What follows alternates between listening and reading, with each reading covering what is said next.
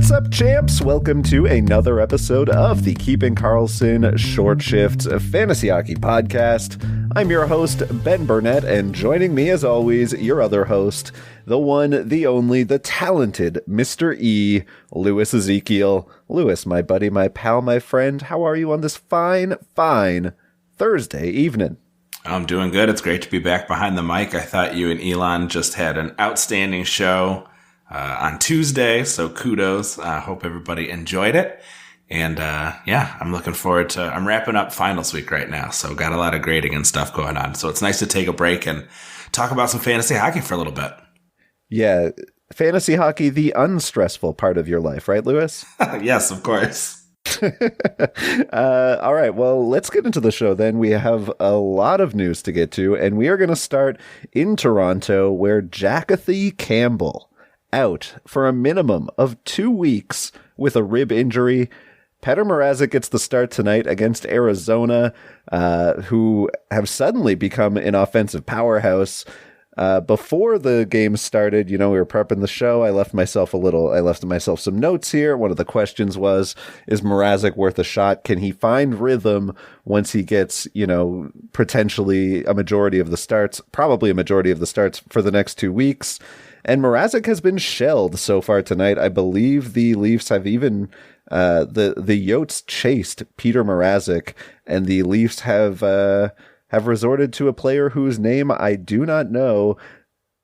Enes Kellgren? Eric Kallgren? Yeah, Eric Kallgren. I guessed on that E name. It's not Enes, Louis. Eric Kallgren. But a good first guess for sure. Very likely to be accurate. I thought so. But yeah, we're in the Eric Kallgren era in Toronto. What do you think about the Leafs goaltending situation? Yeah, not bullish on this. I was initially kind of interested in Mrazek, and if I could have fit into my lineup, I think I might have been after him just because, the Leafs have the offensive talent to be in any game, and this first match against Arizona seemed like a decent one. But the Coyotes have decided that the last third of the season here, they're going to make up for all of their woeful scoring. Maybe they've been inspired by little Capri Kessel, who was, just born recently. You've been paying attention to the saga of Phil keeping his game streak going while also trying to do his dad thing. It's been pretty interesting. But yeah, I don't think you can trust Mrazek. I think that he is liable to get blown up on any given night, like we just saw. One of those goals against was really hideous. Like, everyone is just flopping around. It seems kind of like Toronto is playing a little scared, like they are so worried about potentially falling behind that they're making maybe more mistakes than they would otherwise. But I don't really like to see it. There's another goalie that we're going to talk about a little later who's going to be filling in for an injury, who I definitely am more interested in than grabbing Mrazek during this Campbell injury.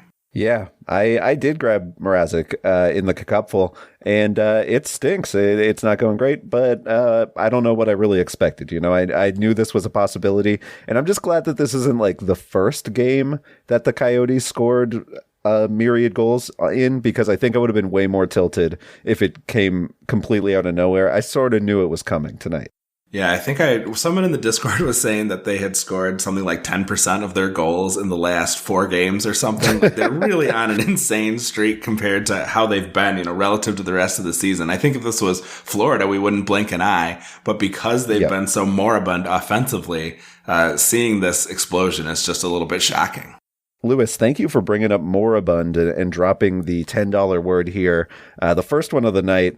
Why don't you take us on to our next headline next? All right, well, this is a pretty simple one. Erik Karlsson is back in the lineup tonight for the San Jose Sharks. Talked about it a little bit, I think, on the Sunday show with Elon and Brian, saying that maybe this is the kind of thing that might help stabilize things a little bit for the San Jose goalies who have been struggling a little bit. He's only managed to put together 33 games so far this season. He's got 25 points for a 65-point pace on the year. So kind of getting back to doing a little more of the Karlsson stuff that we're used to see. He's not up to those lofty point per game, kind of ways that he's been previously, but pretty solid, I think. And so his owners should be happy to see him back in the lineup. Should be helpful for the goalies, provide a little bit more offensive support. Maybe not a ton to discuss here, really, but glad to see EK back on the blue line in San Jose. We talked about Stalock versus V Sashenko a few weeks ago, and I think it's time to call it's Sashenk show time, right? Yeah. Does that work? Does that pun work? I guess it didn't get the giggle from me like some of them have. So I guess we have to call it a little bit below our average. We'll call it a C- pun. I'm sorry, bud. I can handle it. I've had much worse. All right, so then, if we think Sachenko is going to be the guy getting some of these starts moving forward, are you interested in adding him, or would you take him over Mrazek, for instance? I think you would at this point, right? Because it seems likely that maybe a shorter term where he's going to get most of the starts, but at least for now, for the rest of this week, I would rather have Sachenko, who I'm going ahead and calling him Sashenk Show, or Sashenk Redemption. Right? Oh, see that? I like that. Yeah, there we go. All right. I think I'm with you. Mrazek has me freaked out right now. Just the way that the Leafs are playing right now has me pretty concerned. I feel like if you're going to lose your game, you might lose with Sachenko, but you're maybe not going to lose by quite as much, or he's, less likely to get pulled. So yeah, the Leafs just seem a little damaged right now, and their goalies especially.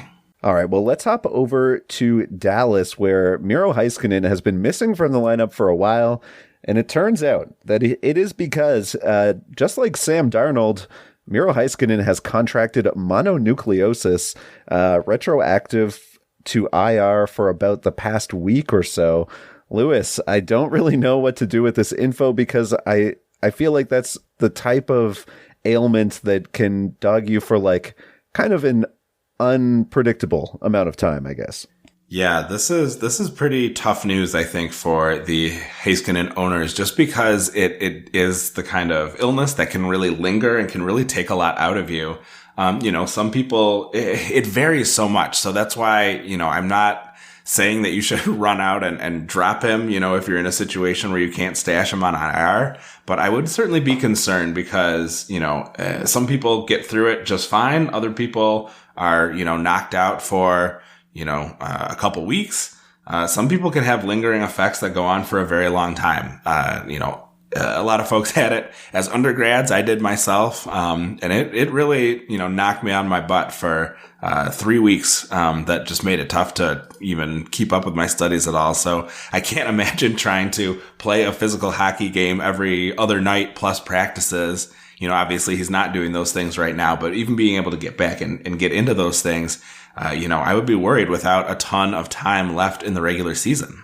Yeah, that's it's just one of those weird ailments where you see a guy hit the IR with that, and it's kind of just like, I have no idea how long this is going to last. I don't know. I think the fact that he is a professional athlete at the peak of his career, would imply to me that he's able to bounce back a little bit quicker, but certainly you could see it lingering into the last few weeks of the season, and kind of a bummer for Dallas, a team that's been so hot to just have that uncertainty with, I think, their best player, right? Like Heiskanen's the best player in Dallas. Is that, I guess it's tough with Hintz and Robertson at this point, I guess, but yeah, the player who, on defense certainly is the player who is most important for their chances. Well, and I think that makes you a little bit worried about, putting in Ottinger or Holtby potentially, just because, things might be a little tougher defensively. Maybe opens up some more opportunities for John Klingberg, though. If we're trying to find a silver lining here. Yeah, and I mean, fortunately, Ottinger seems to be Heiskanen proof. He's just been so good anytime he hits the ice. So I'm not that worried about Ottinger. Feels like Dallas might be fine. I guess just feeling bad for them in their playoff run. Lewis, why don't you take us to our final headline of the evening? All right. So Robin Lehner is day to day. He was sent home from the road trip. He has an upper body injury. So it doesn't seem like it is related to the injury that we thought might cause Leonard to miss some significant time when we talked about him last. That puts Brossoit in position to get some starts, and there is a back-to-back starting tonight, so wouldn't be surprising to see Logan Thompson get a Friday start. That might be someone to keep an eye on as a potential add here to stream in a goalie start. I mentioned before that we were going to talk about a goalie who was, being filled in for that I might be a little more interested in, and I see I see Brossoit and Thompson both as more appealing at this point than Peter Mrazek. Well, how about friggin' Eric Kallgren here, now the goalie of record as the Maple Leafs tie up the game with the Coyotes. So could be getting his first win tonight. Kallgren called him up, put him in, called to win. Well, it's definitely nice to see the Leafs bounce back. Like I said, I was talking a little bit about kind of a fragile mindset. So I think this will help certainly boost their confidence here moving forward. So I like to see that. All right, Lewis. We are going to be right back to talk about the latest hot streaks and cold streaks. You're listening to Short Shifts. Welcome back to Short Shifts. And Lewis, you are going to take lead on the hot streaks and cold streaks section tonight. I am going to be the peanut gallery. Let me know who you got on the list tonight. All right, I have got 2 for each of you here. And we'll start with a cold streak in LA, where Adrian Kempe had an outburst of 8 points in 4 games, but since then, Kempe has had nothing to show for his last 6 games of effort. It's not for a lack of trying. He has over 18 shots over those games for a 3-shot a game average, and was one highlight reel save away from by Ullmark from hitting the score sheet. But it should be noted too that those shots are really weighted to the back half of that 6-game stretch. Kempe's only got 5 shots in his last 3 games, and that's not the kind of thing you like to see for a finisher like Kempe. He reminds me a little bit of like Anders Lee, another Cy Young type who doesn't get many assists and can be a really frustrating hold when he's not scoring. But still, Kempe's getting optimal deployment in LA, so if you've got him, I would definitely hold a while longer. A lot of managers seem to have gotten impatient. I got one of those Yahoo updates that, is telling me, hey, you've still got this guy in your roster and lots of people are dropping him. He's lost 7% of his ownership just over the last day, down to 46% rostered in Yahoo. He does have a chance to get back on the right side of the score sheet Thursday night against San Jose in the late game after we record. So maybe he'll have been productive since then. But now he's on a cold streak. But for me, I am holding on. How about you? I guess it really depends on who's available on the waiver wire. We talked about Kempe a few weeks ago, and I remember saying he's just like last year. I remember him as one of those players who would just explode for 2-3 weeks and then go super cold and stay cold, but start shooting again. And you'd see those shot numbers start to tick up, and then all of a sudden the goals would start going in. But there were these mid-level cold streaks, 4-6 games at a time where he would just go cold. The difference though, this season, as you say, you mentioned his deployment, he is getting a significant chunk of time playing with Kopitar and Kopitar on even strength and on the power play. What we have seen is the Kings started to shuffle their power play units in the last game. And also, too, they are not afraid to give the Phil Deneau pair grouping more or less even time on the top power play. So I don't know. I feel like Los Angeles seems to me to be moving into a bit more of a 1A, 1B situation up front. So I don't know that being the top line in LA is as important as it was before. It is still good for sure. But yeah, I just don't think Kempe is a must hold or a league winner type where if you drop him, it's going to cost you so much that it could be worth holding him for 10 cold games. Yeah, I'm less into Kempe than you, it sounds like. Well, at the very least, I would be on the lookout to see if he starts to put together some of those 4 and 5 shot games again. And if he's able to do that, I think that interest should return because he really can score in bursts. I know he might not be a league winner, but he could sometimes be a week winner, if he puts together, a couple goals in a game or something like that. So, and you're right. They have been shifting around that top line. I saw it was Kaliev most recently. It looks like it's going to be, here on Thursday night. And that second line is appealing, but I do think it got a bit of a downgrade with Athanasiou coming on to replace Arvidsson while he is on injured reserve. So, but you're right. Mm-hmm. It does seem kind of balanced. And so I do think you're right to be a little bit dubious. Yeah, and I think that the thing when looking at Kempe, I thought you were pretty much bang on with the Anders Lee comparison. A guy who, if you look at his numbers, pretty much just puts up between 50 and 60 points a year. And while in deep leagues, you probably don't want to drop a guy like that who is going to shoot or hit enough to make up for the games where the stretches where he's not putting up a lot of points, or where goals are weighted enough to make it worth the lack of assists.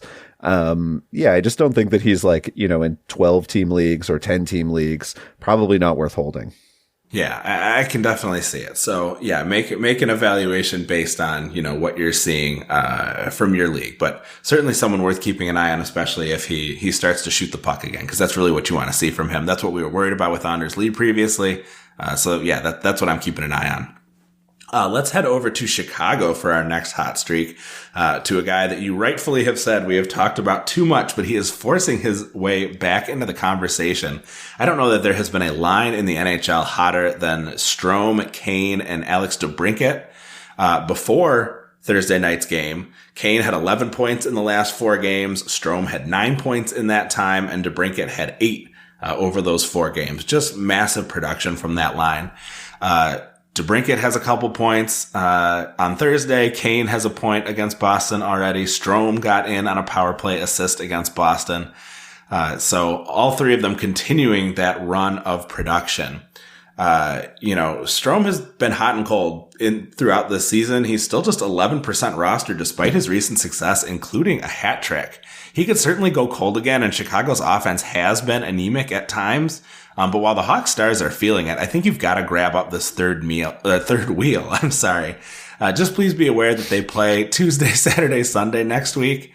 So check to see if you can fit him into your lineup, because, he has a couple busy days in there, and there's quite a gap, Tuesday to Saturday. So that sort of removes some of your streamability from that slot. Just something to keep in mind when you're thinking about if Strome at just 11% ownership belongs on your roster.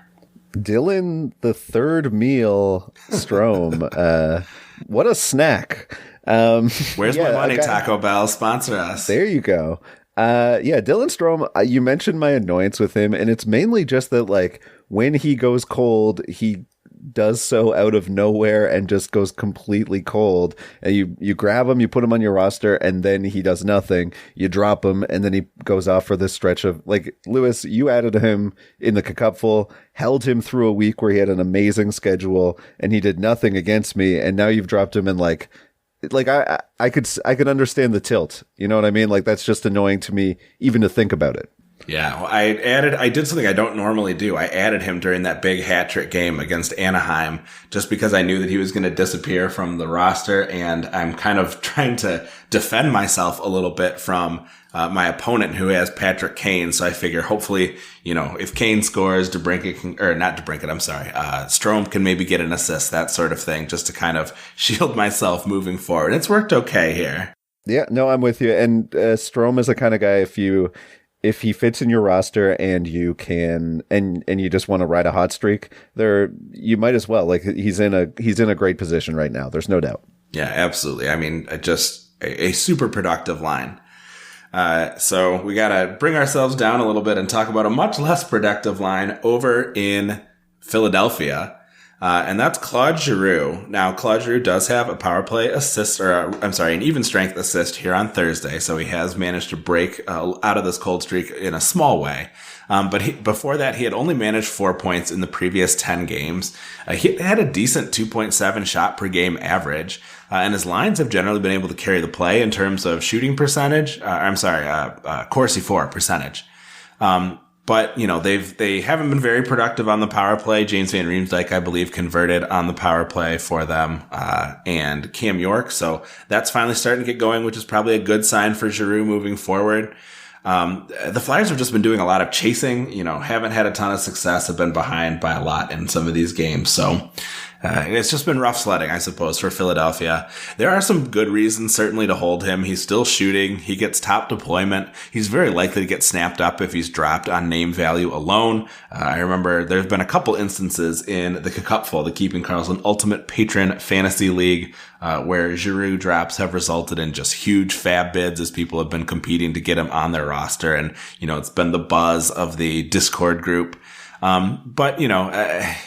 if he's traded, he's likely going to become a second liner. He'll lose out on some of that deployment.